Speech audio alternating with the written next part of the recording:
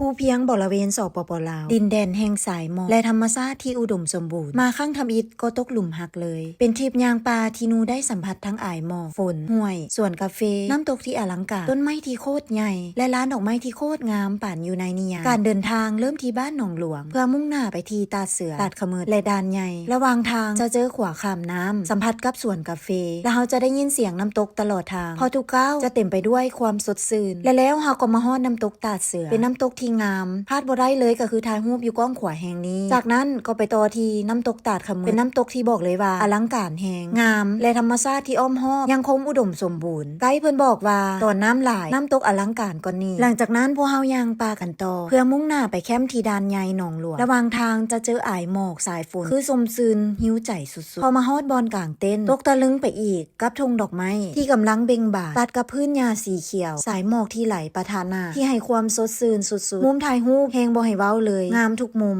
และไฮไลท์ที่พลาดบ่ได้ก็คือต้นไม้ที่มีรูปหางคือผีต้นนี้ใครที่บ่มาบอนนี้ถือว่าพลาดใครที่อยากเจอทั้งความท้าทายและโอบกอดธรรมชาติที่อุดมสมบูรณ์แนะนำเลยด่านใหญ่ตาดขมืด